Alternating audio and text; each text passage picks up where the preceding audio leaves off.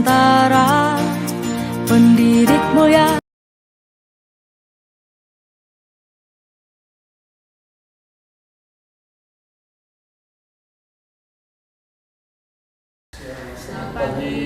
Yang terhormat Romo Kepala SMPK Santo Francisco Xavierus Ruteng, yang terhormat Bapak, Ibu Guru dan pegawai yang sempat hadir pada kegiatan diseminasi menyebarkan pemahaman dan pengalaman penerapan budaya positif. Untuk diketahui bersama-sama Bapak dan Ibu Romo bahwa ini adalah aksi nyata dari materi yang sudah saya dengan Ibu Herlin pelajari di pendidikan guru penggerak. Jadi saat ini kami bukan mau berguru di sini. Jadi di sini kita sebentar berdiskusi. Kira-kira penerapan budaya positif di sekolah kita itu seperti apa? Baik Bapak dan Ibu Guru, saya akan membacakan sedikit rangkaian acara hari ini. Yang pertama sebentar kita akan menyanyikan lagu Indonesia Raya, lalu sambutan dari Romo Kepala Sekolah sekaligus membuka kegiatan ini secara resmi. Berikutnya adalah doa, lalu penyajian materi dari saya dengan Ibu Herlin, lalu terakhir sebentar adalah penutup. Untuk tidak memperpanjang waktu, saya mohon kesediaan kita semua untuk berdiri, kita bersama-sama menyanyikan lagu Indonesia Raya.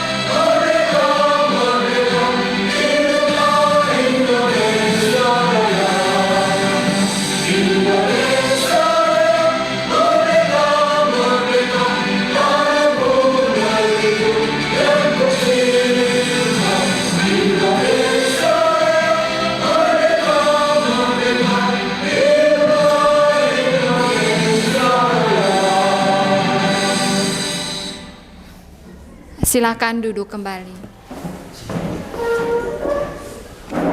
Yang berikutnya sambutan dari Romo Kepala SMPK Santo Francisco Xavierus Ruteng sekaligus membuka kegiatan ini secara resmi. Waktu dan kesempatan saya persilahkan.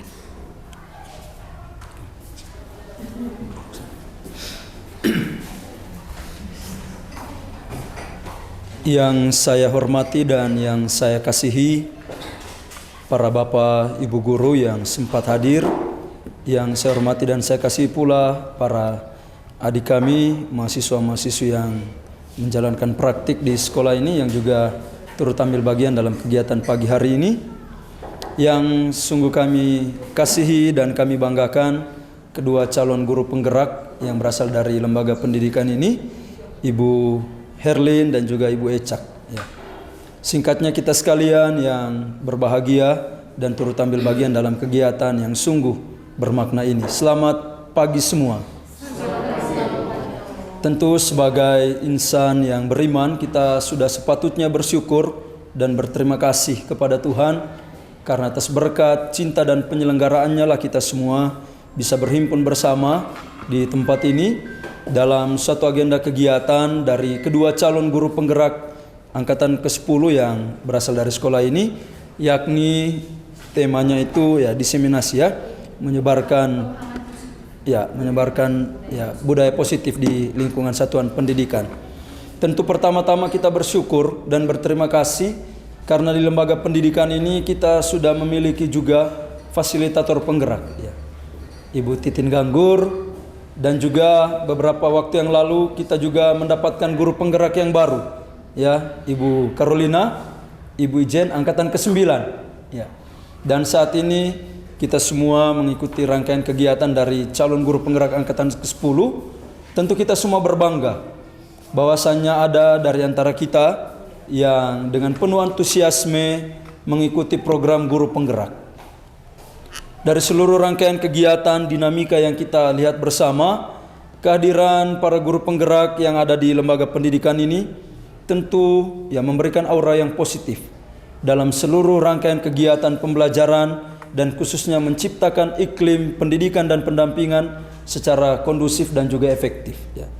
Kita melihat begitu banyak anak didik kita, para peserta didik kita yang begitu antusias mengikuti seluruh rangkaian kegiatan pembelajaran. Tentunya ini semua juga berkat kontribusi dari sama saudara-saudara kita, teman-teman guru penggerak yang membangun komunikasi dengan rekan-rekan sejawat, saling memotivasi, saling menggerakkan satu dengan yang lain, sehingga kita semua bisa sama-sama melihat apa saja yang ada di lembaga pendidikan ini, baik itu potensi-potensi yang ada maupun juga hal-hal yang masih kurang, yang masih butuh pembenahan agar lembaga pendidikan ini semakin maju ke depan tentunya. Oleh karena itu, profisiat untuk kita semua, teristimewa bagi Ibu Herlin dan Ibu Ecak yang saat ini sedang mengikuti kegiatan program guru penggerak ini. Semoga melalui kegiatan-kegiatan yang sudah diikuti dalam program guru penggerak ini, Ibu berdua bisa memberikan aura yang positif bagi pengembangan peserta didik, teman-teman, rekan-rekan guru pegawai, dan tentunya bagi lembaga pendidikan ini ke depan.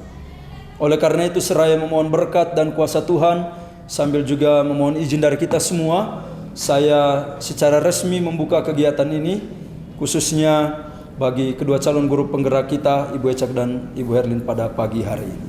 Sekian dan terima kasih. Selamat pagi.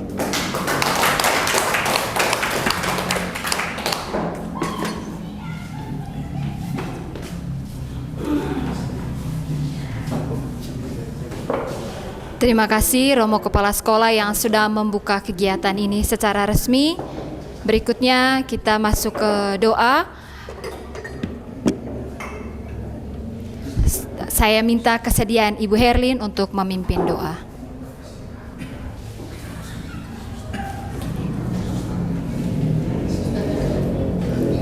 Baik, marilah kita siapkan hati yang pantas untuk berdoa. Dalam nama Bapa dan Putra dan Roh Kudus, amin. Allah Tritunggal Maha Kudus, Bapa dan Putra dan Roh Kudus, kami bersyukur pada hari ini karena kami diberi kesempatan untuk melakukan kegiatan aksi nyata diseminasi budaya positif. Semoga kegiatan ini bermanfaat bagi kami dan semoga kegiatan ini juga berjalan dengan baik dan lancar. Sebelum kita mulai kegiatan, marilah kita menerima berkat melalui tangan imam kita, Romo Erlik. Tuhan bersamamu dan bersama rohmu. Kita sekalian dan teristimewa seluruh rangkaian kegiatan kita dilindungi dan diberkati oleh Allah yang Maha Kuasa, Bapa dan Putra dan Roh Kudus. Amin. Baik, terima kasih kepada Ibu Herlin. Bapak Ibu, sebelum saya menyajikan materi, saya dan Ibu Herlin menyajikan materi, karena sekarang menunjukkan pukul 10 lewat ya. Jadi mungkin kita bisa ice breaking sedikit Bapak Ibu. Maaf sebelumnya karena sambil minum ini, kita ice breaking dulu sedikit. Ya, berdiri dulu karena nanti. Ya, baik Bapak Ibu, ice breakingnya kita mengikuti gerakan yang ada dalam video ini. Siap Bapak Ibu? Siap. Semangat? Semangat. Oke, baik. Semangat.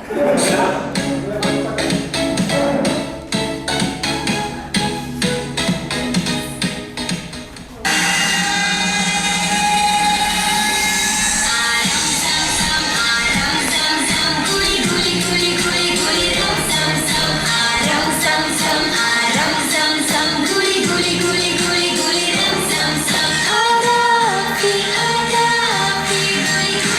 guli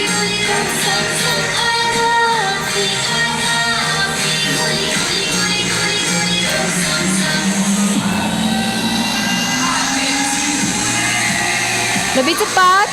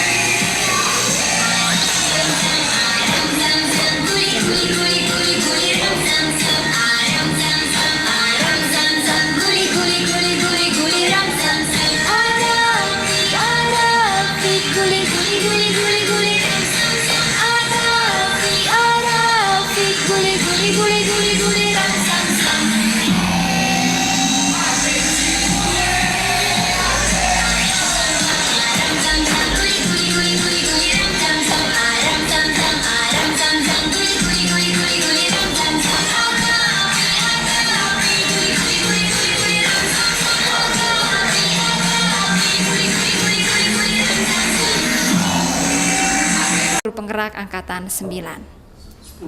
Angkatan 10, maaf, angkatan 10. Baik, apa latar belakangnya ini dari budaya positif? Jadi latar belakang ini, Bapak Ki Hajar Dewantara, Bapak Pendidikan, mengibaratkan peran pendidik itu sebagai seorang petani dan siswa itu adalah benih yang kita tanam. Jadi kita itu Bapak Ibu diibaratkan sebagai seorang petani.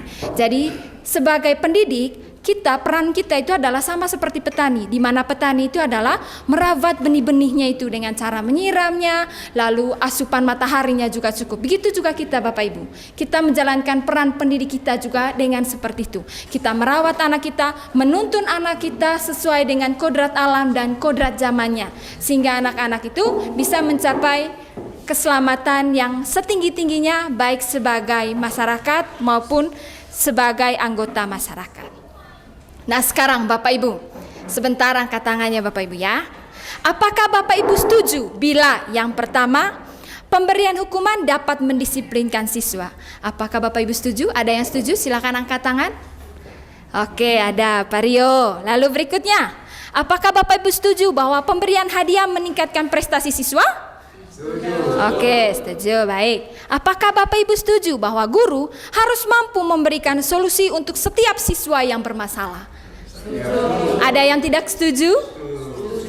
Oke, ada yang bilang setuju semua, baik. Lalu apakah Bapak Ibu setuju guru itu berperan sebagai teman bagi siswa? Oke. Lalu berikutnya, apakah setuju jika guru dan siswa berdiskusi tentang masalah yang dihadapi siswa serta bersama-sama mencari solusinya, maka hal itu akan meningkatkan kemandirian dan tanggung jawab pada diri siswa. Apakah Bapak Ibu setuju? Baik, ini Bapak Ibu pertanyaan-pertanyaan pemantik yang akan kami ulas dalam materi yang kami bawakan hari ini. Baik, ada beberapa konsep inti budaya positif yang kami bawakan. Yang lagi pada anggota ASIS, silakan berkumpul di lapangan ada apa? Baik, ada beberapa konsep inti budaya positif yang ingin kami bahas hari ini. Yang pertama, disiplin positif. Yang kedua, nilai-nilai kebajikan. Yang ketiga, motivasi perilaku manusia. Yang keempat, hukuman dan konsekuensi dan restitusi. Yang kelima, keyakinan kelas. Yang keenam, kebutuhan dasar manusia. Yang kedelapan, posisi kontrol guru. Dan yang terakhir itu adalah segitiga restitusi. Baik Bapak Ibu, kita coba melakukan kegiatan ini berpasangan ya Bapak Ibu ya. Oke, kegiatannya itu adalah cobalah buka. Bapak Ibu anggap bahwa ada satu hal yang berharga di dalam genggamannya Bapak Ibu. Satu orang udah, oke, baik. Ada satu suatu hal yang berharga di dalam ini. Lalu teman sebelahnya Bapak Ibu itu merayu Bapak Ibu untuk membuka genggaman tersebut. Merayunya dengan cara misalnya membujuknya, iya,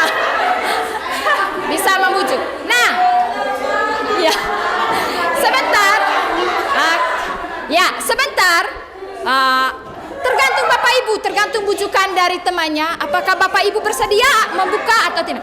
Anggaplah bahwa di dalam genggamannya ya Bapak dan Ibu itu ada satu barang yang sangat berharga. Bisa mulai Bapak Ibu? Ya, saya kasih waktu 30 detik. Ya, sudah buka bapaknya. Oke, ada yang sudah buka. Oke. Ya, kakak, kakak bujuk Bapak bisa tidak buka? Ya, yang gitu Bapak buka. Bapak buka ya Pak. Kalau sudah dibuka? Oke, sudah? Iya, sekarang kita coba sudah lakukan kegiatannya Bapak Ibu? Sekarang. Oke, ini ada beberapa pertanyaan Bapak Ibu. Yang pertama, apakah Bapak Ibu membuka kepalan tangan Bapak Ibu? Mengapa? Apa alasan membuka kepalan tangan? Mungkin ada bisa satu orang yang menjawab. Ada yang sudah membuka tadi? Oke, ya. Oke, Bapak dulu. Baik, terima kasih. Apakah Anda membuka kepalan tangan Anda? Iya. Lalu pertanyaan lanjutannya, mengapa? Apa alasan Anda membuka kepalan tangan Anda? Jadi alasan membuka kepalan tangan saya adalah saya mau membuka diri terhadap apa yang disampaikan oleh lawan bicara saya. Terima kasih. Baik Bapak, terima kasih. Itu tadi ya Bapak Ibu ya. Nah berikutnya, apakah ada Bapak Ibu yang tidak mau buka kepalan tangannya tadi? Oke, siapa? Mungkin bisa sampaikan. Oke, kakak, silakan. Mungkin bisa disampaikan. Iya.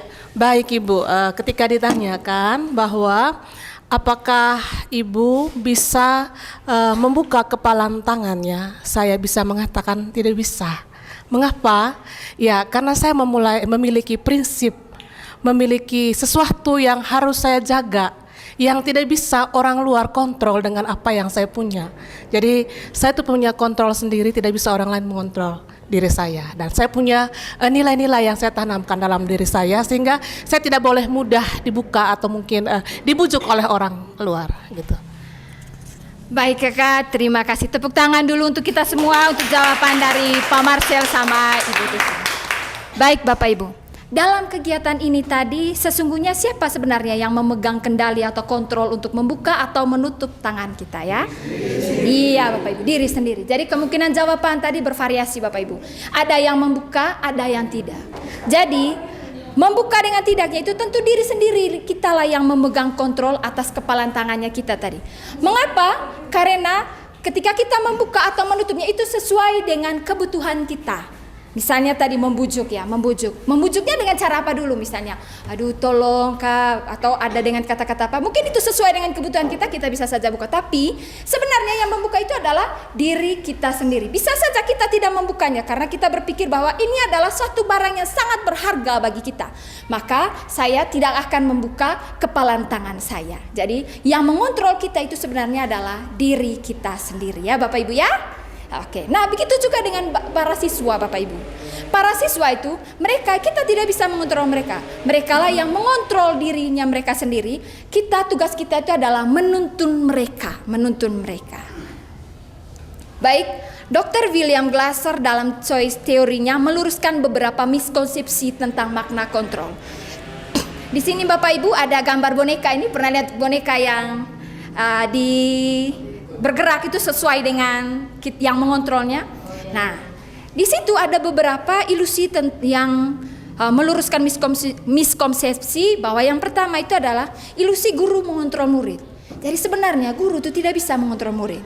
Muridlah yang punya diri sendiri yang akan mengontrolnya. Misalnya sekarang ya, ketika kita mengontrol anak-anak, misalnya ada yang mau, nah mungkin saja saat itu dia mau, tapi ada saat satu harinya nanti dia tidak akan mau dikontrol lagi Bapak Ibu. Lalu berikutnya adalah ilusi bahwa semua penguatan positif efektif dan bermanfaat. Misalnya tadi bujukan ya, mungkin misalnya tadi kakak Titin bujuk ke Bapak dan Bapak iya, tapi ada saatnya dia tidak akan mau dibujuk. Bujuknya itu dalam hal positif, misalnya tolong kak anak, nah, dia tidak akan mau Bapak Ibu. Karena apa? Tergantung dia mengontrol dirinya sendiri.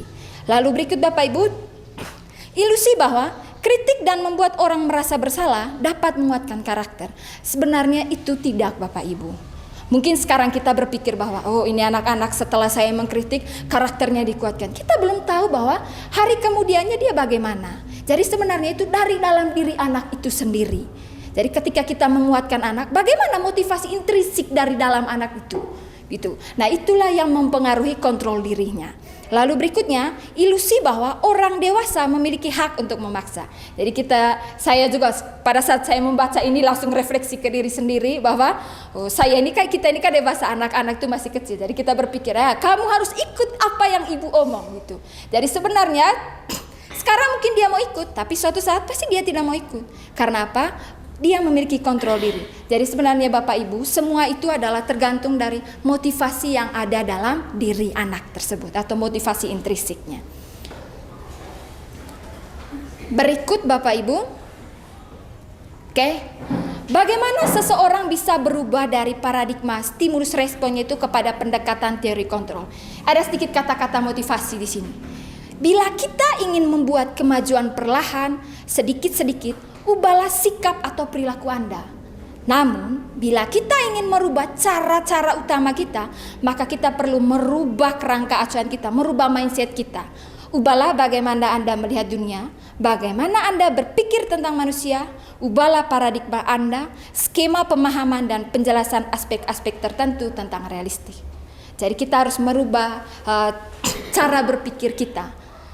Lalu di sini ada beberapa teori stimulus respon dengan teori kontrol. Jadi dirubah dari stimulus respon itu ke teori kontrol. Stimulus respon pertama itu misalnya realitas itu atau kebutuhan kita itu sama. Padahal sebenarnya menurut teori kontrol bahwa kebutuhan kita itu adalah berbeda. Lalu berikutnya semua orang itu melihat hal yang sama. Padahal sebenarnya menurut teori kontrol bahwa setiap orang itu memiliki gambaran yang berbeda. Karena kebutuhan kita berbeda, maka kita juga melihat gambarannya juga berbeda. Lalu berikutnya bahwa ini tadi Bapak Ibu, orang lain bisa mengontrol saya. Padahal sebenarnya hanya diri kita sendirilah yang bisa mengontrol diri kita. Gitu. Lalu berikutnya di bawahnya itu pemaksaan ada pada saat bujukan gagal. Padahal sebenarnya Bapak Ibu menurut teori kontrol, kolaborasi dan konsensus menciptakan pilihan-pilihan baru. Jadi kolaborasi itulah yang penting. Jadi tidak ada pemaksaan, jadi yang terpenting itu adalah kolaborasi. Baik Bapak Ibu, mari kita tanyakan ke diri kita sendiri Bapak Ibu. Kita punya aktivitas kita sehari-hari di sekolah ini. Bagaimana kita berperilaku? Mengapa kita melakukan segala sesuatu? Apakah kita melakukan sesuatu karena adanya dorongan dari lingkungan? Atau ada dorongan yang lain? Berikutnya, terkadang kita melakukan sesuatu itu karena kita menghindari rasa sakit atau ketidaknyamanan. Terkadang kita juga melakukan sesuatu untuk mendapatkan apa yang kita mau. Lalu berikut Bapak Ibu, pernahkah Bapak Ibu melakukan sesuatu untuk mendapatkan senyuman dan pujian dari orang lain? Pasti pernah ya Bapak Ibu ya. Saya juga sendiri pernah, sering juga. Lalu untuk mendapatkan hadiah, lalu atau untuk mendapatkan uang, apalagi kira-kira alasan dari orang melakukan sesuatu. Jadi alasan orang melakukan sesuatu bisa saja dari luar, motivasi tadi seperti misalnya tadi bujukan motivasi ekstrinsik, bisa juga dari motivasi dari dalam diri kita sendiri. Sekarang ada pertanyaannya, menurut Bapak Ibu, apa itu disiplin selama ini? Disiplin yang Bapak Ibu tahu itu apa? Mungkin ada yang bisa menjawab? Disiplin yang Bapak Ibu tahu tuh berkaitan dengan apa begitu? Mungkin ada yang bisa menjawab? Ayo, Bapak Pius mungkin? Menurut Bapak Pius kira-kira disiplin itu yang Bapak tahu sama ini seperti apa? Bagaimana? Pemahaman. Oke, ya setiap orang pasti punya pemahaman yang berbeda. Menurut saya disiplin itu menjalankan sesuatu sesuai dengan aturan yang berlaku. Ya, jadi ketika kita menjalankan aturan itu dengan baik, itulah yang disebut disiplin. Ya. Baik Bapak Pius, terima kasih. Jadi Bapak Ibu, yang kita tahu selama ini disiplin itu berkaitan dengan aturan. Nah sekarang mari kita lihat bersama, disiplin itu seperti apa sebenarnya. Jadi disiplin itu berasal dari kata disiplina yang artinya belajar. Disiplin itu mengacu pada disiplin diri yang memiliki tanggung jawab terhadap apa yang dilakukan berdasarkan nilai-nilai kebajikan atau nilai-nilai yang diyakini.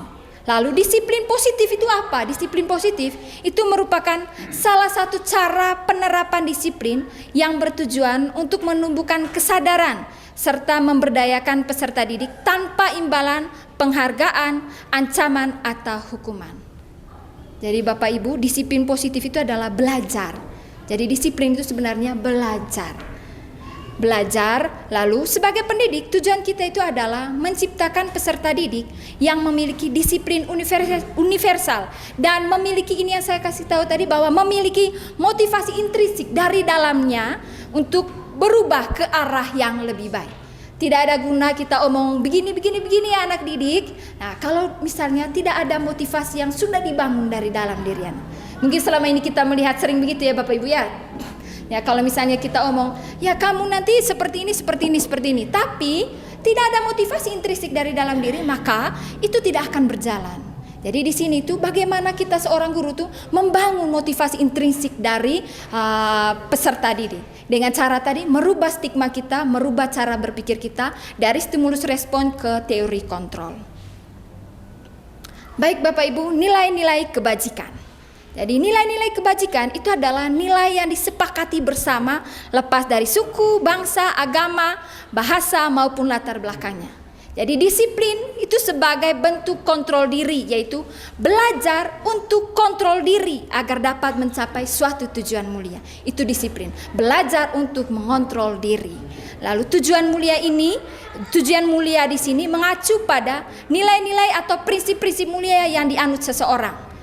Nilai-nilai ini merupakan payung besar dari sikap dan perilaku kita, atau nilai-nilai ini itu adalah fondasi dasar dari kita berperilaku Bapak Ibu. Apa itu nilai-nilai kebajikan? Jadi nilai-nilai kebajikan ada menurut beberapa itu institut atau organisasi, Bapak Ibu bisa lihat sendiri, saya baca beberapanya saja. Yang pertama itu profil pelajar Pancasila. Bapak Ibu tahu semua kan? Ada berapa dimensi? Berapa dimensi? 6. Yang pertama itu apa? Beriman dan bertakwa kepada Tuhan Yang Maha Esa. Berikutnya, berakhlak mulia, mandiri, berpikir kritis dengan berkebinekaan global. Oh iya. Oke, baik Bapak Ibu. Lalu menurut Ibo Primary Years Program atau PYP, di situ sikap murid itu harusnya toleransi, ada memiliki rasa hormat, integritas, mandiri, menghargai, antusias, empati, keingintahuan sampai di percaya diri dan komitmen. Lalu ada keterampilan hidup, yaitu dapat dipercaya. Ini ada nilai-nilai pada keterampilan hidup bahwa kita itu harus dapat dipercaya, lurus hati, menjadi pendengar yang baik, tidak merendahkan orang lain, dan memberikan yang terbaik pada diri kita sendiri. Lalu untuk petunjuk hidup, ada nilai-nilainya, yaitu misalnya ada peduli, penalaran, bekerja sama, dan Bapak Ibu bisa baca sendiri itu ke bawah, sampai di sumber pengetahuan, tanggung jawab, dan persahabatan.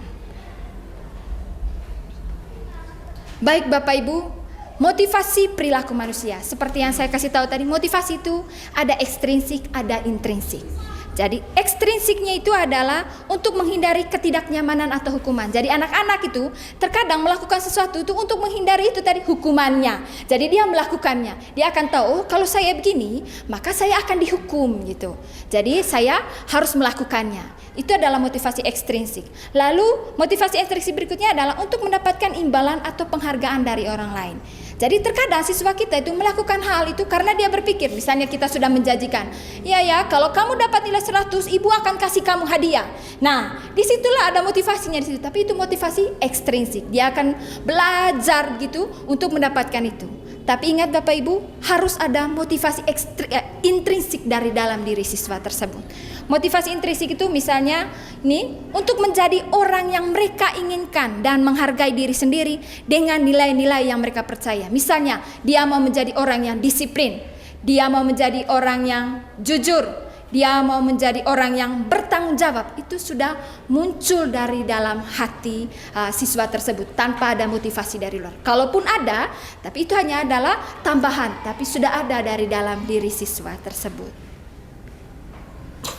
Nah, berikut Bapak Ibu ada hukuman, konsekuensi, dan restitusi. Nah, di sini mungkin Bapak Ibu baru pernah dengar ya ada istilah restitusi. Jadi kita akan lihat apa perbedaan hukuman, konsekuensi, dan restitusi.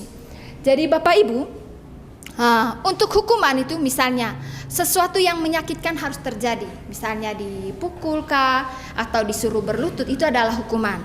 Lalu konsekuensi itu adalah sesuatu yang harus terjadi. Misalnya Bapak Ibu, ada aturan bahwa kalau kau terlambat masuk kelas 5 menit maka kau harus keluar dari kelas, tidak boleh ikut pelajaran. Maka itu adalah konsekuensinya. Lalu restitusi itu adalah merubah pilihan. Jadi restitusi di sini itu adalah misalnya kita bisa bertanya ke anaknya, kenapa kamu terlambat? Mungkin dia punya alasannya. Lalu apa yang harus kau yakini atau apa solusi dari kau ketika kau melakukan ini? Jadi itu adalah restitusi. Jadi perbedaannya itu hukumannya itu adalah secara fisik, kadang juga secara verbal. Lalu tadi konsekuensi itu sesuai dengan aturan, kalau tidak sesuai ya tidak usah ikut. Lalu restitusi itu sebenarnya membangun dialog agar siswa itu bisa menjadi pribadi yang mandiri, pribadi yang bertanggung jawab. Ini tadi berdasarkan bagan di atas, berikut ada penjelasan tentang hukuman, konsekuensi, dan restitusi. Hukuman itu tidak terencana, bersifat satu arah, bisa berupa hukuman fisik, psikis, atau kata-kata kasar. Yang seperti saya bilang bisa verbal juga. Konsekuensi itu bersifat terencana, sudah disepakati. Seperti tadi aturannya begini, maka konsekuensinya kau harus di luar gitu kalau terlambat. Lalu bentuk-bentuk konsekuensi itu dibuat oleh pihak guru atau oleh sekolah. Sedangkan restitusi, ini restitusi tadi Bapak Ibu, mungkin istilah baru untuk kita. Jadi restitusi itu adalah proses menciptakan kondisi bagi murid untuk memperbaiki kesalahan mereka, sehingga mereka bisa kembali pada kelompok mereka dengan karakter yang lebih kuat lagi. Jadi mereka bisa menjadi pribadi yang mandiri, pribadi yang bertanggung jawab. Ada 9 ciri restitusi Bapak Ibu. Yang pertama, bukan untuk menebus kesalahan, namun kita belajar dari kesalahan yang sudah dibuat. Itu restitusi. Lalu memperbaiki hubungan, tawaran bukan paksaan, ditawar bukan paksaan. Lalu restitusi itu menuntun untuk melihat ke dalam diri. Restitusi itu mencari kebutuhan dasar yang mendasari tindakan. Lalu restitusi diri adalah cara yang paling baik. Restitusi fokus pada karakter bukan tindakan. Lalu restitusi itu fokus pada solusi dari permasalahan yang ada. Lalu restitusi itu mengembalikan murid yang berbuat salah kepada kelompoknya dengan karakternya lagi yang lebih kuat. Baik Bapak Ibu, coba kita lihat bersama, ada beberapa tindakan. Kalau menurut Bapak Ibu, konsekuensi atau hukuman. Yang pertama Bapak Ibu, mencatat 100 kali dalam buku kalimat, saya tidak akan terlambat lagi karena terlambat ke sekolah. Apa hukuman atau konsekuensi Bapak Ibu? Ya, kita lihat bersama sebentar. Berikutnya, lari mengelilingi lapangan basket 2 kali karena terlambat hadir ke sekolah. Hukuman atau konsekuensi? Murid diminta untuk push up 15 kali karena tidak menggunakan masker ke sekolah. Hukuman atau konsekuensi? Mengganti kertas tugas teman yang telah dicoret-coret. Hukuman atau konsekuensi? Baik. Membersihkan tumpahan air di meja tulis karena tersenggol pada saat belajar. Konsekuensi atau hukuman? Baik, murid disuruh untuk mengenakan sepatu seharian di sekolah karena tidak menggunakan sepatu hitam. Konsekuensi atau hukuman? Konsekuensi atau hukuman? Lalu berikutnya, lari mengelilingi lapangan basket 2 kali karena terlambat 10 menit untuk pelajaran PJOK. Baik Bapak Ibu, coba kita lihat bersama. Jadi Bapak Ibu, hukuman atau konsekuensi, hukuman itu dia berkaitan dengan, hukuman itu tidak berkaitan dengan kesalahan yang dia buat. Misalnya tadi Bapak Ibu disuruh push up karena tidak menggunakan masker ke sekolah. Jadi hukuman itu karena dia tidak berkaitan dengan kesalahan yang dibuatnya. Sedangkan konsekuensi Bapak Ibu, dia berkaitan dengan kesalahan yang dibuat. Contoh Bapak Ibu, misalnya ini, lari mengelilingi lapangan basket 2 kali karena terlambat 10 menit untuk pelajaran PJOK. Itu adalah konsekuensi. Jadi itu perbedaan hukuman sama konsekuensi. Jadi hukuman itu dia tidak berkaitan dengan masalah siswa tersebut. Begitu. Sedangkan konsekuensi itu adalah ada berkaitannya dengan masalah siswa. Misalnya tadi mengganti kertas karena dia coret-coret, itu konsekuensi. Ya Bapak Ibu ya, bisa paham hukuman sama konsekuensi? Bisa, Bu. Baik. Berikutnya Bapak Ibu, keyakinan kelas.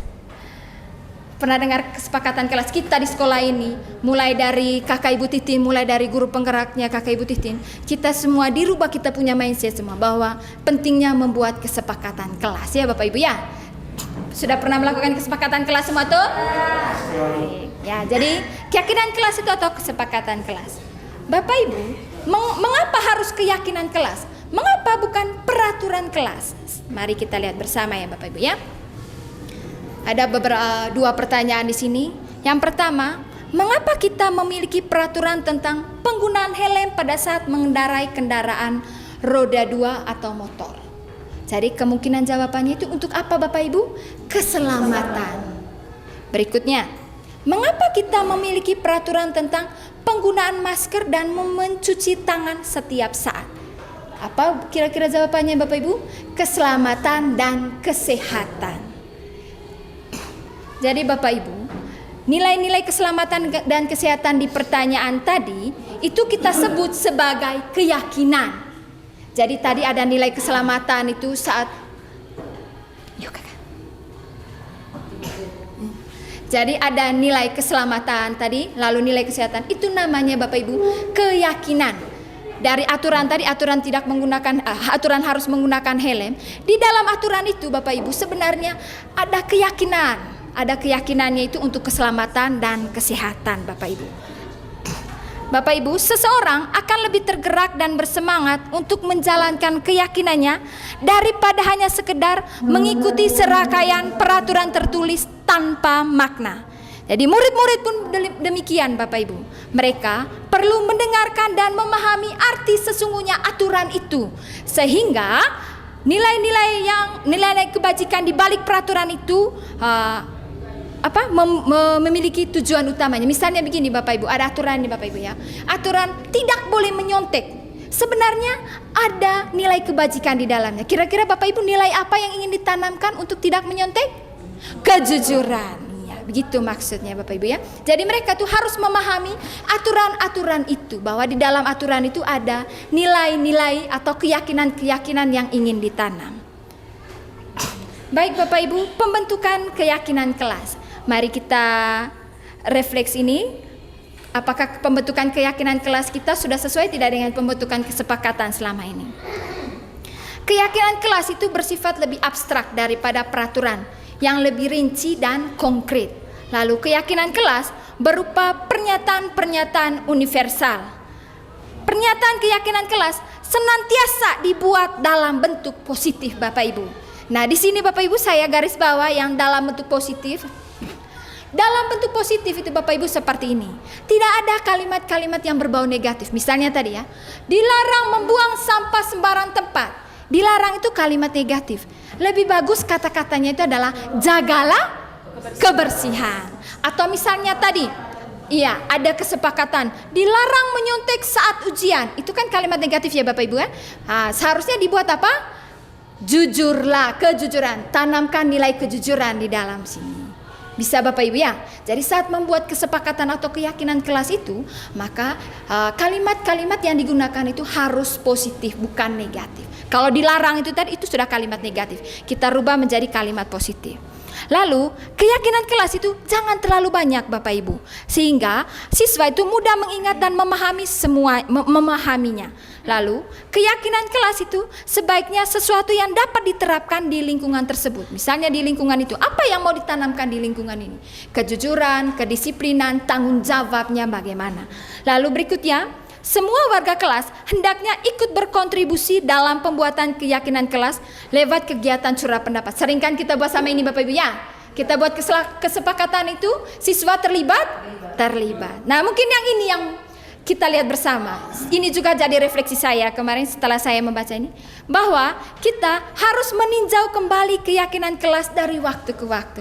Apakah Bapak Ibu pernah meninjau kembali Tidak pernah, iya. Seharusnya kita bisa meninjau kembali Bapak Ibu. Kita lihat dulu kira-kira mana yang masih relevan dengan kita punya. Atau adakah yang harus ditambah atau yang dirubah dari kesepakatan atau keyakinan yang sudah kita buat di kelas. Ya Bapak Ibu ya. Nah ini Bapak Ibu, ada beberapa peraturan. Itu yang saya sampaikan tadi bahwa di dalam peraturan itu sebenarnya ada keyakinan di dalamnya yang mau ditanamkan. Misalnya ada peraturan, kembalikan barang ke tempatnya. Ini seperti kalau kita di rumah ya, dengan kita punya anak sendiri. Harus kembalikan barang di tempatnya. Sebenarnya yang mau diyakini di situ apa Bapak Ibu? Tanggung jawab. Jadi hal sederhana itu sudah menanamkan tanggung jawab pada diri anak. Lalu berikutnya, dilarang mengganggu orang lain. Sebenarnya yang mau disampaikan di situ apa? Menghormati orang lain. Hadir di sekolah 15 menit sebelum pembelajaran dimulai. Itu artinya kita memiliki komitmen. Kita berkomitmen untuk mengikutinya. Lalu bergantian atau menunggu orang lain. Itu sebenarnya kita mau menanamkan apa? Bersabar Bapak Ibu. Jadi seharusnya kita bersabar. Jadi di dalam itu aturan semuanya itu ada nilai-nilai yang ingin ditanamkan. Baik Bapak Ibu, sekian presentasi materi dari saya. Waktu dan kesempatan berikutnya saya berikan kepada rekan CGP saya, Ibu Herlin.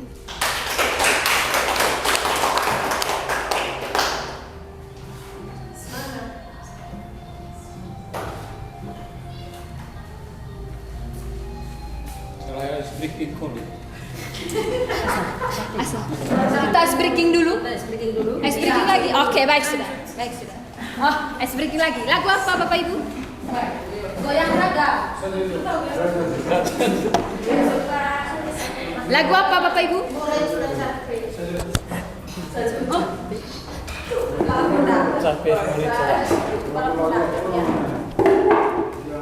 Ini Bapak Ibu. Oke, kita speaking dulu. Ya Bapak Ibu.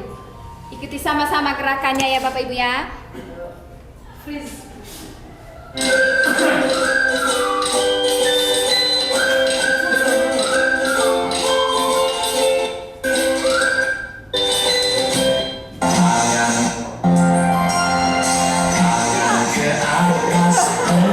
Sabar Bapak Ibu, sabar Bapak Ibu. Sabar Bapak Ibu, saya X dulu ini tadi. Ya Ibu.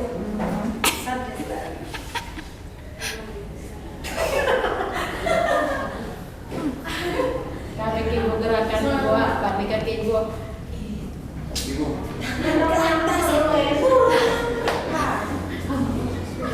Oke. Baik Bapak Ibu.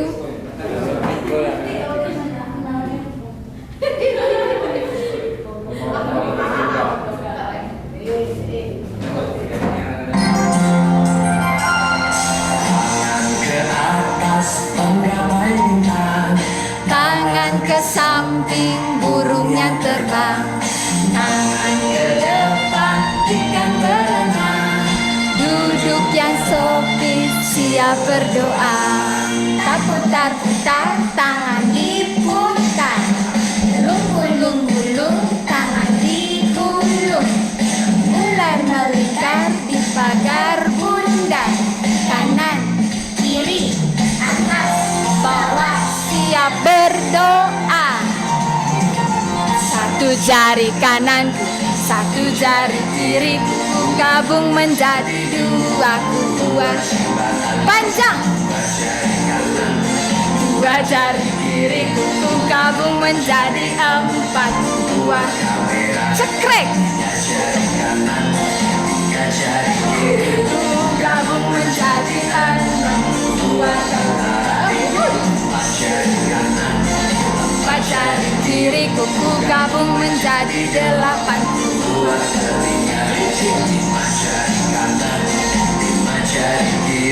ku gabung menjadi 10, siap berdoa.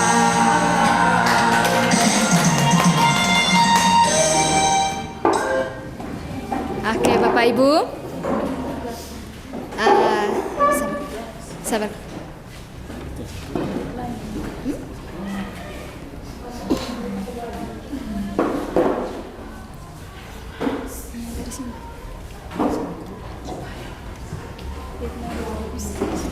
Oke, baik. Selamat siang semua. Masih semangat? Oke, baik. Tadi kita sudah ice breaking bersama. Saya akan lanjutkan materi konsep inti budaya positif, ya, yaitu tentang kebutuhan. Ya, baik. Perhatikan bersama di dalam pertanyaan pemantik ini. Ibu Yuni adalah guru wali kelas 8D di SMP Santo Franciscus Xaverus Ruteng. Ibu Yuni sedang mengalami kebingungan karena ada seorang siswa yang meresahkan bernama Aldo. Ya, Aldo sering mengganggu teman sekelasnya baik saat pelajaran berlangsung maupun saat jam istirahat. Akibatnya, teman sekelas Aldo merasa terganggu dan guru yang mengajar di kelas tersebut juga merasa terganggu. Jadi pertanyaan pemantiknya, menurut Bapak Ibu, mengapa Aldo sering melakukan hal seperti itu? Mungkin ada Bapak Ibu yang tahu jawabannya itu mengapa Aldo melakukan hal itu. Jadi Aldo tadi mulai dari dia sering mengganggu teman sekelas, kemudian pada saat jam pelajaran, terus kemudian akibatnya teman sekelas Aldo merasa terganggu dan guru yang mengajar di kelas tersebut juga merasa terganggu. Ya, kira-kira mengapa Aldo sering melakukan hal seperti itu? Ya, baik, Ibu Jen. Harus terlihat di kamera. Ya kan? Baik, Ibu Herlin, terima kasih atas pertanyaannya. Menurut saya, kenapa Aldo buat seperti itu? Dia cari perhatian. Ya, mungkin ada kebutuhannya yang belum terpenuhi, entah dari lingkungan tempat tinggal, keluarga, atau di sekolah. Terima kasih. Baik, terima kasih. Tepuk tangan untuk Ibu Ijen. Ya. Jadi itu ya. Jadi mengapa Aldo sering melakukan hal seperti itu? Seperti itu juga yang sering kita hadapi di kelas. Bahwa anak-anak kita itu selalu mengganggu temannya pada saat jam pelajaran. Bukan cuma teman-temannya saja yang merasa terganggu, tetapi kita guru juga merasa terganggu. Baik, untuk menjawab tadi pertanyaan pemantik ini, kita akan belajar tentang, kita akan memulai tentang kebutuhan dasar manusia. Ya, baik. Untuk membangun budaya positif sekolah, ya, dengan lingkungan yang aman dan mendukung murid menjadi pribadi yang berdaya seimbang, salah satu upaya yang dilakukan oleh guru adalah memahami kebutuhan dasar murid. Ya, jadi di situ ketika kebutuhan dasar murid terpenuhi secara memadai, maka murid akan tumbuh dengan seimbang dan bahagia. Sebaliknya, ya, ketika kebutuhan dasar tidak terpenuhi dengan baik, maka seseorang akan menjalaninya itu dengan cara seperti yang tadi contohnya, selalu mengganggu teman, terus kemudian mengganggu ketenangan guru, memukul, bahkan melakukan perilaku-perilaku yang negatif. Ya, terus kemudian atau dengan kata lain, perilaku buruk yang dilakukan oleh siswa itu merupakan respon dari kebutuhan yang tidak terpenuhi. Ya, seperti tadi dia selalu mengganggu, itu termasuk kebutuhan yang tidak terpenuhi. Baik. Mari kita lihat bersama di dalam itu. Yang termasuk kebutuhan dasar manusia itu ada 5 kebutuhan dasar. Ya, yang pertama itu kebutuhan bertahan hidup. Terus kemudian yang kedua, kebutuhan akan kasih sayang dan rasa diterima. Ya. Dan yang ketiga, kebutuhan akan kebebasan, dan yang keempat, kebutuhan akan kesenangan dan kebutuhan akan penguasaan. Ya. Baik, saya lanjut saja. Contoh dari kebutuhan dasar manusia. Ya. Mulai dari kebutuhan bertahan hidup tadi, contohnya itu makanan, pakaian, tempat tinggal, kesehatan, dan keamanan. Terus kemudian contoh dari kebutuhan kasih sayang dan rasa diterima, ya, seperti rasa diterima, dipedulikan, berbagi, kerjasama, menjadi bagian dalam kelompok. Terus kemudian penguasaan, contohnya itu harga diri, keinginan untuk dianggap, memimpin, berprestasi, diakui dan didengar. Ya, terus kebutuhan akan kebebasan itu mandiri, memiliki pilihan, mencoba hal baru, terus kemudian mampu mengendalikan arah dirinya. Dan yang kelima, kebutuhan akan kesenangan. Ya, kebutuhan akan kesenangan itu bermain, humor, terus kemudian antusiasme dan tertawa. Ya. Baik, saya kembali lagi tadi ke pertanyaan pemantik. Menurut Bapak Ibu, kebutuhan Aldo tadi itu kebutuhan mana yang Aldo belum penuhi? Dari semua kebutuhan, 5 kebutuhan tadi, kira-kira kebutuhan apa yang Aldo tadi belum penuhi? Iya. kebutuhan kasih sayang dan rasa diterima. Ya, baik, baik. Terima kasih. Oke, baik. Saya lanjutkan. Ya, kita masuk ke identifikasi kebutuhan dasar manusia. Jadi ini sebentar membutuhkan jawaban dari Bapak Ibu guru juga. Ya, baik. Nah, perhatikan pertanyaan identifikasi kebutuhan yang pertama itu, aku senang main kejar-kejaran dengan ibu guru, seru. Ya, menurut Bapak Ibu itu termasuk kebutuhan apa? Ya. Oke, sebentar kita lihat jawabannya. Terus kemudian yang kedua, ibu kejar aku karena ibu guru sayang aku. Itu termasuk kebutuhan? Kebutuhan? Kasih sayang. Terus kemudian yang ketiga, aku hebat kan, bisa bikin ibu guru kejar aku. Ya, itu termasuk kebutuhan? Iya. Oke, penguasaan, karena dia merasa diri bahwa dia hebat. Terus kemudian yang keempat, aku bosan belajar mewarnai telus di dalam kelas. Jadi menurut Bapak Ibu itu termasuk kebutuhan? Iya, termasuk kebebasan. Baik, kita lihat kemungkinan jawabannya. Jadi ibu identifikasi kebutuhan dasar manusia tadi, aku senang main kejar-kejaran dengan ibu guru. Ya, seru. Ya, itu termasuk kebutuhan kesenangan. Ya. Terus kemudian yang kedua, ibu kejar aku karena ibu guru sayang aku. Ya, itu termasuk kebutuhan akan kasih sayang dan rasa diterima. Jadi mereka kejar-kejaran, misalnya Ibu Ijen kejar anak walinya itu termasuk contoh dari kebutuhan akan kasih sayang. Yang ketiga, aku hebat kan, bisa bikin ibu guru aku kejar. Ya, oke, itu termasuk bikin guru kejar aku. Oke, baik, itu termasuk penguasaan. Ya. Jadi kadang anak-anak itu kebutuhan akan penguasaan itu tadi, mereka merasa diri hebat. Ya, mungkin Bapak Ibu guru juga ada yang seperti itu. Ya, ada pasti tahu merasa diri hebat, yang lain tidak bisa apa-apa. Oke, baik. Berikutnya, aku bosan belajar mewarnai terus di dalam kelas. Ya. Itu termasuk kebutuhan? Ya. Kebutuhan kebebasan. Oke, baik. Lanjut kita masuk ke konsep inti budaya positif tadi, yaitu 5 posisi kontrol. Ya, 5 posisi kontrol itu yang pertama itu posisi penghukum. Terus kemudian yang kedua posisi pembuat rasa bersalah. Ya, terus kemudian yang ketiga posisi teman, yang keempat posisi pemantau, dan yang kelima posisi manajer. Ya, oke, baik. Untuk bisa melihat jelas posisi kontrol ini seperti apa, mari kita saksikan video berikut ini.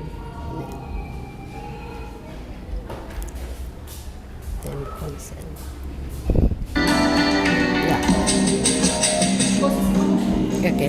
Baik, perhatikan posisi kontrol yang pertama di situ, yaitu sebagai posisi penghukum. Ya. Ya. Nan, sini kamu. Selamat pagi, Bu.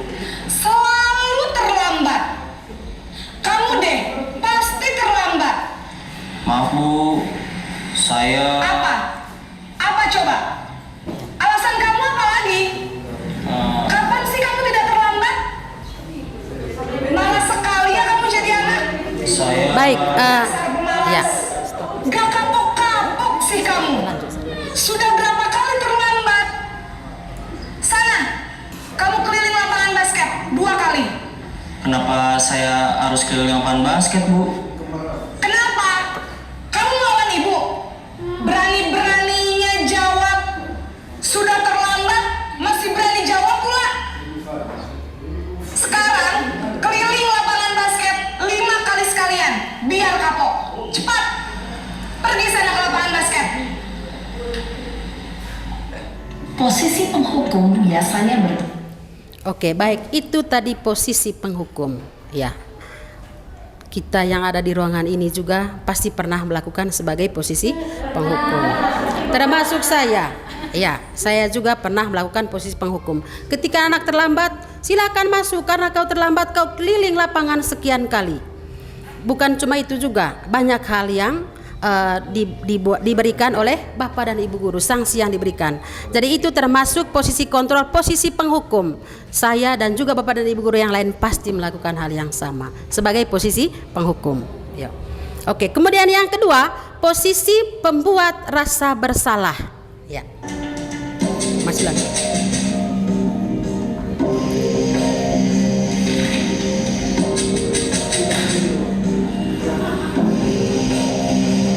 Naren!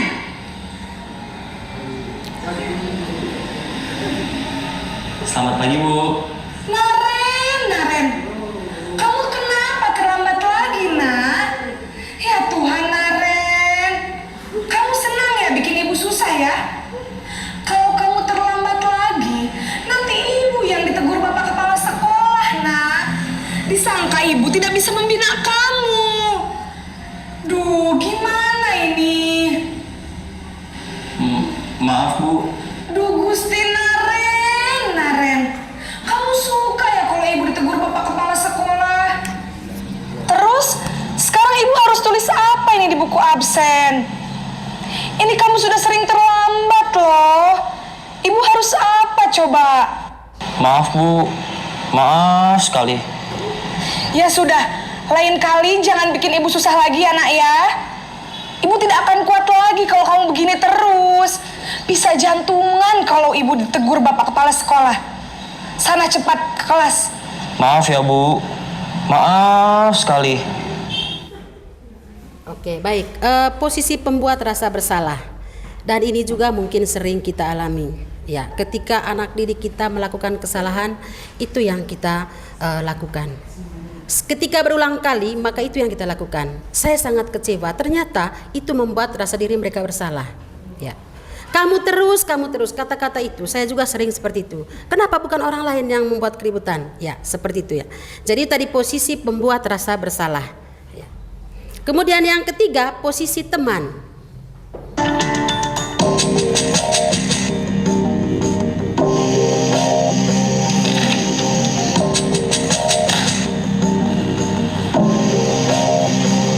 Naren!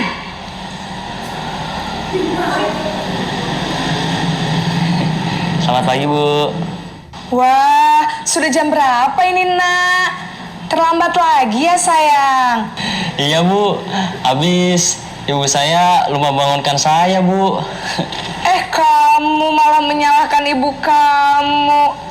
Kamu bukannya anak yang larinya paling kencang. Kok terlambat sih? Iya, Bu. Saya memang terlambat bangun tadi. Jadi, biarpun saya lari kencang, tetap gak kekejar, Bu. Ya sudah sana, nanti lain kali larinya lebih kenceng lagi ya. Biar gak terlambat lagi. Bikin seneng ibu, demi ibu. Bisa kan? Bisa lah, Bu. Ya sudah sana masuk kelas. Ibu beresin urusan absen kamu. Kamu ini ada-ada saja. Oke, baik. Posisi teman tadi. Ya. Ada memang saat kita sebagai guru itu memposisikan diri kita sebagai teman. Ya, dengan mengatakan hal itu tadi. Aduh, kenapa kamu terlambat? Ya. Tetapi kalau orang yang sama, pasti bukan posisi itu yang kita terapkan pada anak, tapi penghukum. Ya, begitu ya. Baik, lanjut posisi pemantau.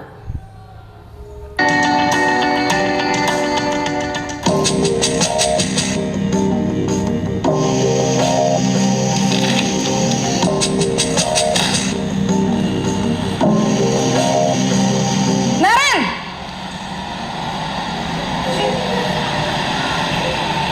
Selamat pagi, Bu. Naren, apa peraturan sekolah kita tentang jam berapa kita harus masuk sekolah, nak? Kita harus di sekolah jam 7, Bu. Iya, betul. Sekarang sudah jam 7.20. Naren sudah tahu konsekuensinya jika terlambat hadir. Paham, Bu. Saya harus tinggal kelas pas jam istirahat selama 20 menit. Iya, benar. Konsekuensinya demikian.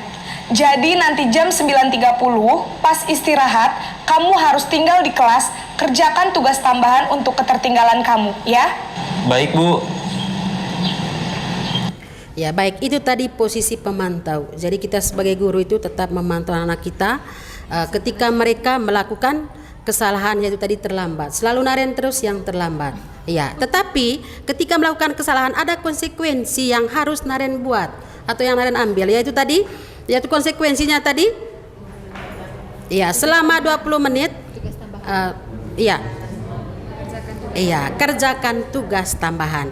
Baik, lanjut sebagai posisi manajer.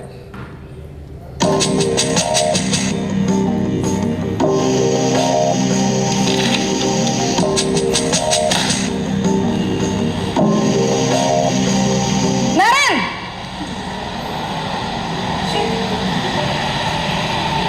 Selamat pagi, Bu. Selamat pagi, Naren. Maaf, Bu. Saya terlambat. Iya, sekolah masuknya jam 7, sekarang sudah jam 7.20. Jadi sekarang bagaimana ini, Naren? Maaf, Bu. Saya lupa setel alarm saya semalam. Baiklah, menurut kamu, keyakinan sekolah yang mana yang perlu kamu tingkatkan? Menghargai diri sendiri dan orang lain mungkin ya, Bu. Setuju. Jadi, apakah Naren meyakini prinsip saling menghormati tersebut? Iya, Bu. Saya meyakininya. Apakah Naren bersedia memperbaiki masalah keterlambatan ini? Bersedia, Bu. Bagaimana kamu akan perbaiki masalah keterlambatan ini? Saya akan coba untuk tidak lupa menyetel alarm saya, Bu. Baik, kalau Naren lupa menyetel alarm di rumah, ada orang yang kira-kira bisa bantu mengingatkan tidak? Ada, Bu. Kakak saya, Kak Emma. Ada lagi selain Kak Emma? Selain Kak Emma, ada ibu saya. Baik, jadi yang mengingatkan Naren adalah Kak Emma dan ibu kamu ya? Kira-kira akan mulai setel alarm kapan nih, Naren? Setelah pulang sekolah, akan segera saya lakukan. Baik, jadi Naren akan setel alarm untuk bangun besok pagi dan akan diingatkan oleh kakak dan ibunda Naren ya. Ada lagi yang mungkin perlu dilakukan, Naren? Agar tidak terlambat bangun lagi. Tidak ada, Bu. Baik, Naren. Terima kasih untuk kerjasama kamu. Sekarang kamu perlu kembali ke kelas untuk belajar. Baik, Bu. Terima kasih. Baik, terima kasih. Tadi posisi yang terakhir, tadi posisi kontrol yang terakhir itu posisi manajer. Ya, sebagai seorang manajer, dia memantau Naren tadi supaya tidak terlambat, terus kemudian menanyakan alasan Naren kenapa Naren terlambat datang sekolah. Ya, sebagai seorang manajer itu dia harus bisa memahami alasan Naren dan bertanya, memberikan solusi kepada Naren supaya Naren tidak berbuat kesalahan yang sama. Baik, menurut Bapak Ibu, posisi kontrol yang tepat, ya, kira-kira posisi pertama, kedua, ketiga, keempat atau kelima, posisi yang diharapkan, ya, posisi yang diharapkan oleh Bapak Ibu guru itu posisi yang keberapa? Kelima. Oke, posisi yang kelima. Jadi kita semua memang mengharapkan bahwa posisi kelima merupakan posisi yang tepat untuk mengontrol anak didik kita. Baik, lanjut. Ada dampak dari posisi kontrol tadi itu. Dampak yang pertama tadi itu dampaknya posisi penghukum. Dampaknya itu anak menjadi pendendam. Ya, banyak sikap yang anak tunjukkan pada kita ketika mereka dendam dengan guru. Ya. Mungkin mereka bisa saja merusak motor kah, atau mungkin helm kita mereka kasih jatuh, begitu ya.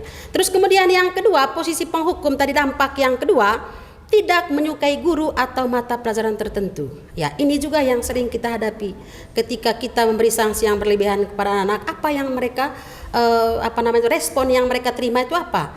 Mereka tuh jadi tidak menyukai guru. Ya, oke. Terus kemudian posisi pembuat rasa bersalah. Ya. Pembuat rasa bersalah dampaknya itu membuat siswa merasa bersalah seperti yang dilakukan Naren tadi, ya. Dengan kita mengatakan saja bahwa ketika terlambat ibu benar-benar kecewa, ya.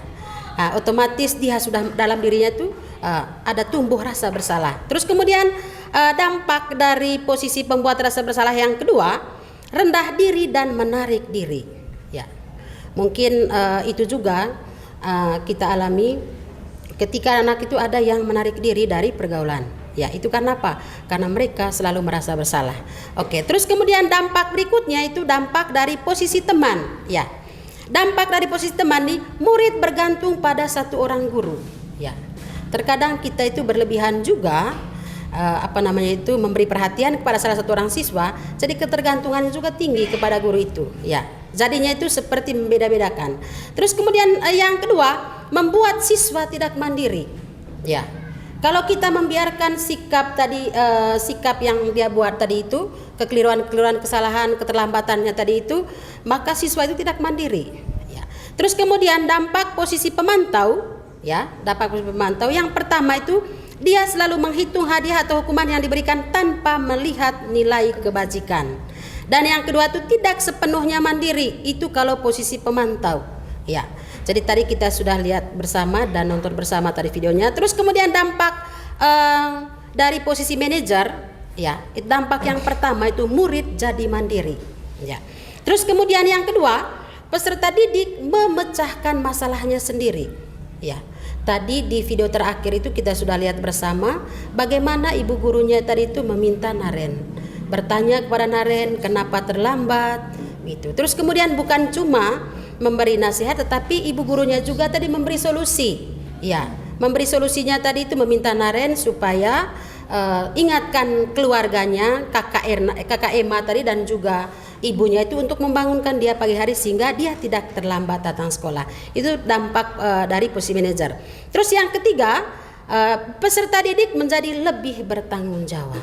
Ya, baik. Itu saja berkaitan dengan 5 posisi kontrol. Ya.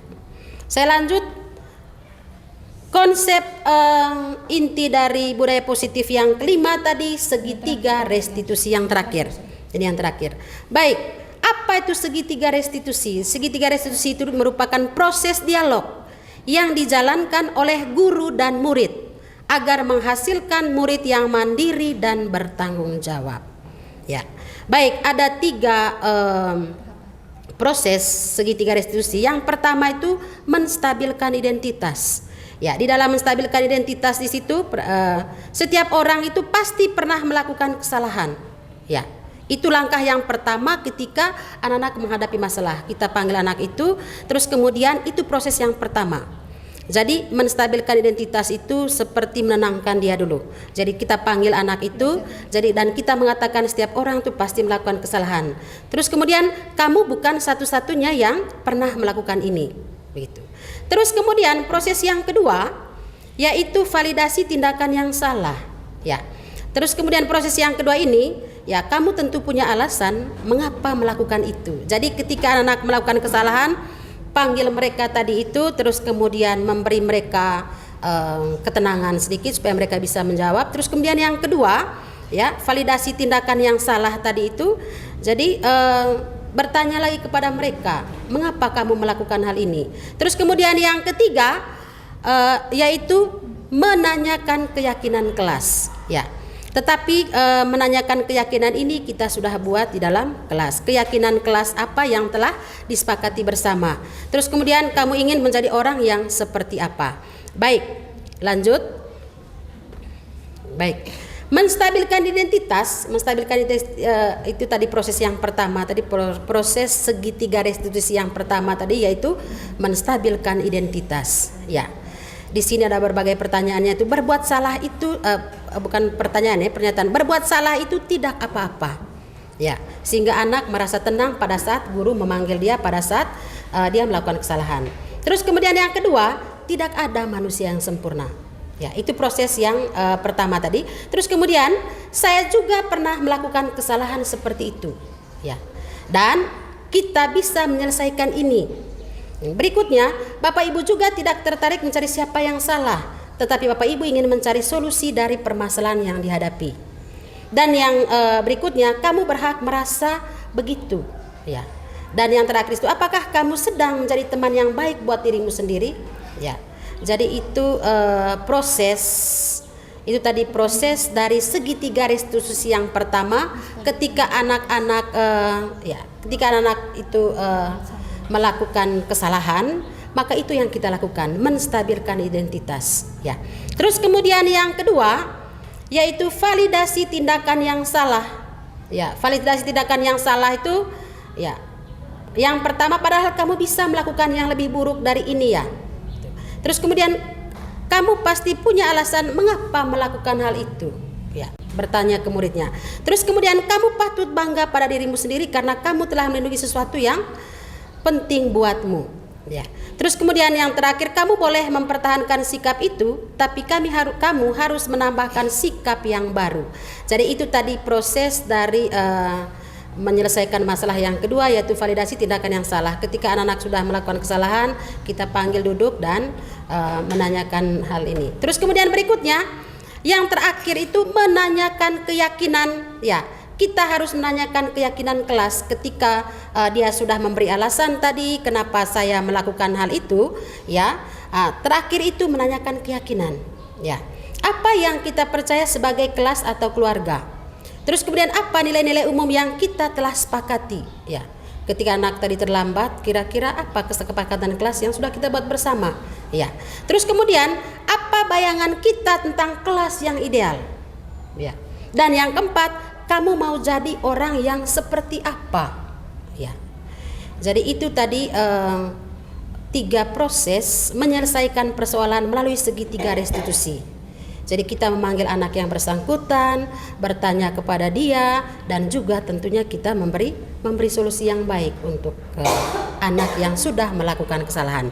Baik, untuk lebih jelasnya kita simak dulu video penerapan segitiga restitusi berikut ini.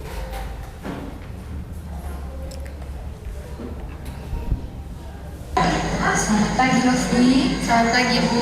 Tadi Ibu mendapatkan laporan dari Ibu IPA bahwa Lofty bertengkar ya dengan Nadine. Iya Ibu, saya jengkel dengan Nadine. Jengkel? Bisa diceritakan ke Ibu kenapa Lofty bertengkar dengan Nadine? Nadine menuduh saya menyuntik saat ulangan IPA Bu, karena nilai ulangan saya lebih tinggi dari dia. Oh, wajarlah kamu marah karena dituduh menyuntik, padahal Lofty tidak menyuntik ya. Oke, apa yang Lofty lakukan ke Nadine tadi? Saya mengejek dia Bu, lalu saya membentak dia, dan karena saya sudah terlalu emosi, tanpa sadar saya mendorong Nadine Bu. Pasti Lofty punya alasannya mengapa melakukan itu kepada Nadine. Iya Bu, masa saya harus diam saja saat dituduh menyuntik seperti itu, padahal itu hasil usaha saya sendiri karena setiap malam saya belajar Bu. Oke, Ibu sangat menghargai yang Lofty sudah lakukan kepada Nadine yang tidak berbuat lebih dari tadi. Misalnya tadi Lofty bisa saja memukul atau menghilang Nadine. Ya Bu. Nah, kira-kira tindakan Lofty yang mengejek, membentak, atau mendorong Nadine itu sudah sesuai dengan keyakinan kelas kita? Tidak Bu. Oke, kira-kira keyakinan kelas apa yang Lofty dilanggar? Saling menghormati antar teman. Ya, apakah menurut Lofty penting tidak kita saling menghormati antara teman? Sangat penting. Kalau menurut Lofty penting, kira-kira keyakinan apa yang Lofty lakukan ketika Lofty sedang marah? Saya harus lebih bersabar Bu. Baik. Oke, baik kalau begitu. Apakah Lofty bersedia memperbaiki masalah ini? Bersedia Bu. Ya.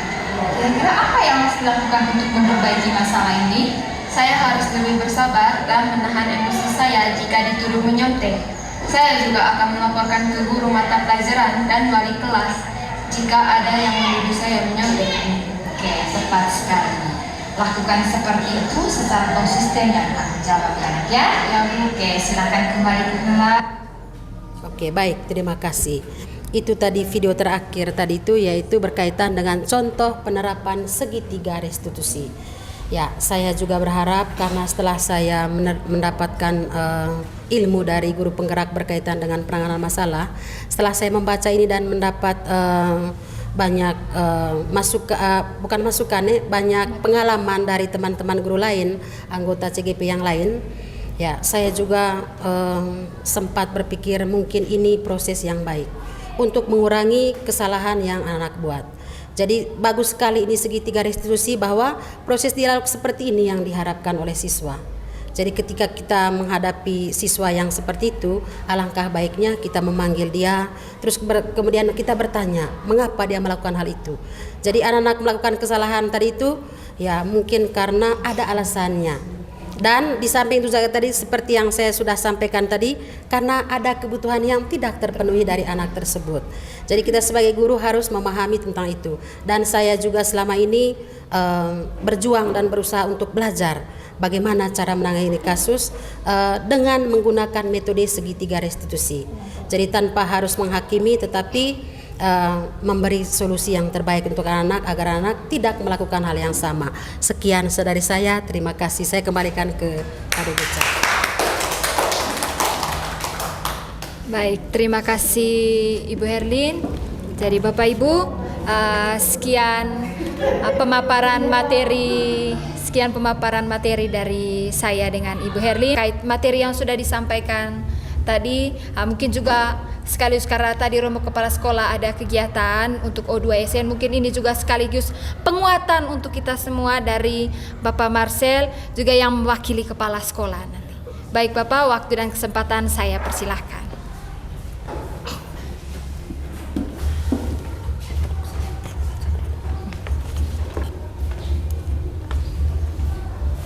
Baik, selamat pagi untuk kita semua. Ya. Terkait dengan dua materi yang disampaikan oleh Ibu calon guru penggerak ini, Ibu Ecak dan juga Ibu Herlin, saya merasa bahwa apa yang kita lakukan selama ini mungkin tidak 100% mengikuti apa yang disampaikan tadi. Bersyukur kita sudah mendapatkan materi tentang apa tadi, budaya positif, positif, kemudian dengan penyelesaian solusi masalah siswa dengan segitiga restitusi. Harapan untuk kita semua bahwa dengan mendapatkan materi seperti ini, pelan-pelan kita bisa mengubah diri, mengubah strategi pendekatan kita terhadap proses pembelajaran yang kita laksanakan di kelas. Saya kira itu saja dari saya kembalikan. Terima kasih Bapak Marcel. Dari tempat ini Bapak Ibu, kegiatan ini selesai dan terima kasih masih bertahan sampai di penutup kegiatan ini. Dan saya Ibu Herlin, kami dua menyampaikan permohonan maaf yang sebesar-besarnya jika tadi ada salah kata atau sikap kami yang kurang berkenan di hati Bapak Ibu. Dari hati yang paling dalam kami memohon maaf. Baik Bapak Ibu, kita tutup kegiatan hari ini dengan doa. Saya mohon kesediaan Ibu Herlin untuk memimpin doa. Baik, terima kasih. Marilah kita siapkan hati yang pantas untuk berdoa. Dalam nama Bapa dan Putra dan Roh Kudus. Amin. Allah Tritunggal Maha Kudus, Bapa, Putra dan Roh Kudus, terima kasih untuk penyertaan-Mu untuk kami hari ini, sehingga kegiatan kami hari ini berjalan dengan baik dan lancar. Kiranya kami juga ya Tuhan dapat menerapkan ini di lembaga pendidikan yang kami cintai. Nama-Mu kami puji kini dan sepanjang segala masa. Amin. Dalam nama Bapa dan Putra dan Roh Kudus. Amin.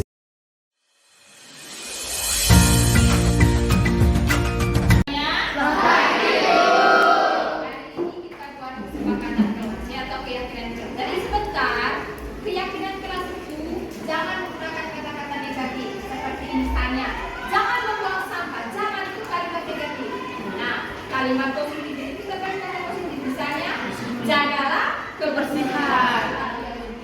Misalnya lagi pukul teman, jangan memukul teman, itu kalimat apa? Negatif.